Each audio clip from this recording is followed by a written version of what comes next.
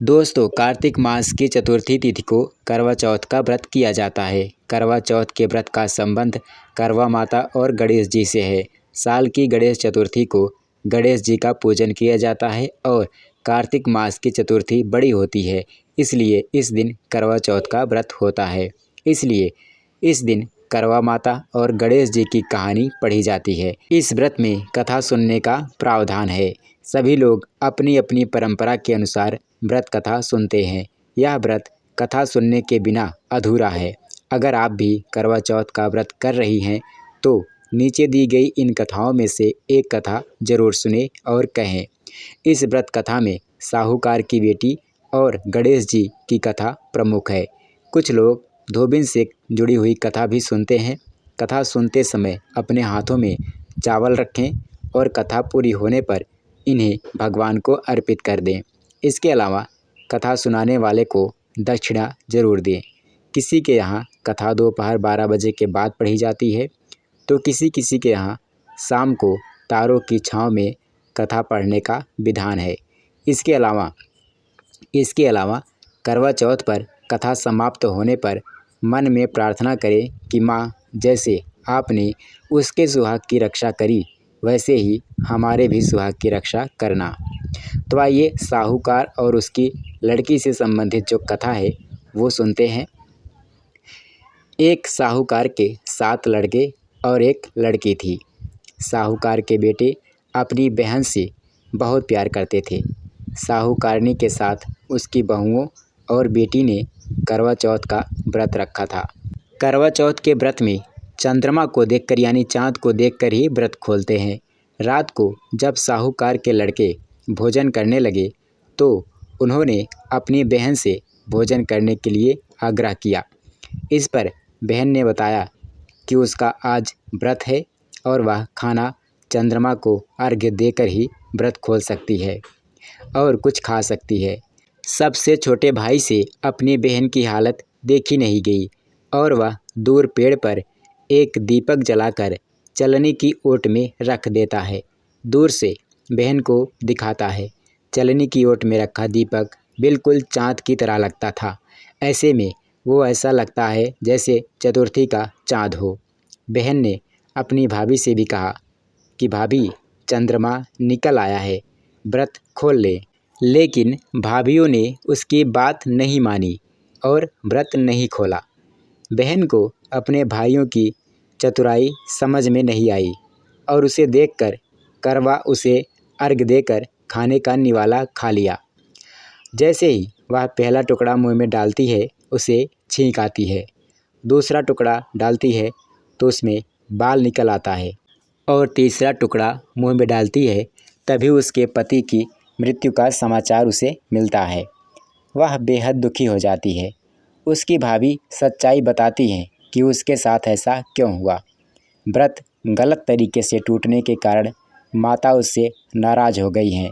इस पर वह निश्चय करती है कि वह अपने पति का अंतिम संस्कार नहीं करेगी और अपने सतीत्व से उन्हें पुनर्जीवन दिलाकर रहेगी। शोकातुर होकर वह अपने पति के शव को लेकर पूरे 1 वर्ष तक बैठी रही और उसके ऊपर उगने वाली घास को इकट्ठा करती रही। उसने पूरे साल की चतुर्थी को व्रत किया और अगले साल कार्तिक कृष्ण चतुर्थी फिर से आने पर उसने पूरे विधि विधान से करवा चौथ व्रत किया। शाम को सुहागिनों से अनुरोध करती है कि यम सुई ले लो, पी सुई दे दो, मुझे भी अपनी जैसी सुहागिन बना दो। जिसके फलस्वरूप करवा माता और गणेश जी के आशीर्वाद से उसका पति पुनः जीवित हो गया। जैसे गणपति और करवा माता ने उसकी सुनी वैसे सभी की सुने, सभी का सुहाग अमर हो। तो दोस्तों, ये तो थी साहूकार और उसकी लड़की की कहानी। अब करवा चौथ से संबंधित अंधी बुढ़िया की कहानी आपको सुनाते हैं। एक अंधी बुढ़िया थी जिसका एक लड़का और बहू थी। वह बहुत ही गरीब थी। वह अंधी बुढ़िया माई नित्य प्रतिदिन गणेश जी की पूजा और चौथ का व्रत करती थी। माई की पूजा से प्रसन्न होकर एक दिन गणेश जी भगवान ने उसे दर्शन दिए और बोले कि बुढ़िया माई, तू रोज़ निस्वार्थ भाव से मेरी पूजा करती है, जो चाहे सो मांग ले।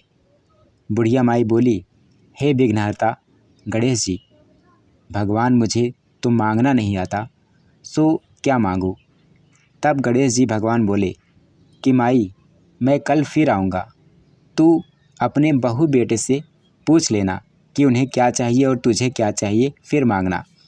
तब बुढ़िया ने अपने बेटे बहू से पूछा तो बेटा बोला कि माँ धन मांग ले, और बहू ने कहा कि पोता मांग लो। बुढ़िया ने सोचा कि बेटा बहू तो अपने अपने मतलब की बातें कर रहे हैं। वो पड़ोस में गई और उस बुढ़िया ने पड़ोसिन से पूछा तो पड़ोसिन ने कहा कि बुढ़िया माई, तेरी थोड़ी सी ज़िंदगी बची है, तू धन का क्या करेगी, और पोता भी क्या मांगना, वो तो होगा ही। तू तो केवल अपनी आंखें मांग ले, जिससे तेरा बाकी का जीवन सुख से व्यतीत हो जाए। उस बुढ़िया माई ने बेटे बहू तथा पड़ोसिन की बात सुनकर घर में जाकर विचार किया कि ऐसा क्या करूं जिससे बेटा बहू भी खुश हो जाए और मेरा भी भला हो जाए। वह क्या मांगूं? जब दूसरे दिन गणेश जी भगवान आए और बोले, बुढ़िया माई मांग ले। गणेश जी भगवान के वचन सुनकर बुढ़िया माई बोली, हे विघ्नहर्ता, अन्न देवो, धन देवो, निरोगी काया देवो, अमर सुहाग देवो, दीदा गोढ़ा देवो, सोने के कटोरे में पोते को दूध पीता देखूं, अमर सुहाग देवो और समस्त परिवार को सुख देवो, आपके श्री चरणों में मुझे स्थान देवो। बुढ़िया की बात सुनकर गणेश जी बोले, बुढ़िया माँ, तूने तो मुझे ठग लिया और कहती है कि मांगना नहीं आता। जो कुछ तूने मांग लिया वह सभी कुछ तुझे मिलेगा, अवश्य मिलेगा। यूँ कहकर गणेश जी भगवान अंतर्ध्यान हो गए। हे गणेश जी, भगवान जैसा बुढ़िया माई को दिया वैसा सबको देना, वैसे ही सबको देना और सभी पर अपनी कृपा दृष्टि बनाए रखना। तो ये थी अंधी बुढ़िया की कहानी। अब आइए करवा चौथ से संबंधित धोबिन की कहानी सुन लेते हैं।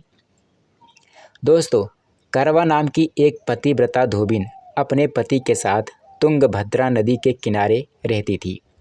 एक दिन जब पति कपड़े धो रहा था, तब एक मगरमच्छ ने उसे अपने दांतों में दबाकर यमलोक लेकर जाने लगा। पति की पुकार सुनकर करवा वहां पहुंची और मगर को कच्चे धागे से बांधकर यमराज के पास ले गए। करवा ने यमराज से अपने पति की रक्षा करने की गुजारिश की और कहा कि अगर उन्होंने उसके पति को बचाने में मदद नहीं की तो वह उन्हें श्राप देगी। करवा के साहस से डरकर यमराज ने मगर को यमलोक भेज दिया और पति को दीर्घायु होने का वरदान दिया। मान्यता है कि तब से कार्तिक कृष्ण की चतुर्थी को करवा चौथ का व्रत रखा जाने लगा। करवा चौथ के व्रत में सुहागिन महिलाएं करवा माता से प्रार्थना करती हैं कि जैसे उन्होंने अपने पति को मृत्यु के मुंह से वापस निकाला था, वैसे ही उनके सुहाग की भी रक्षा करें। जय करवा माता की।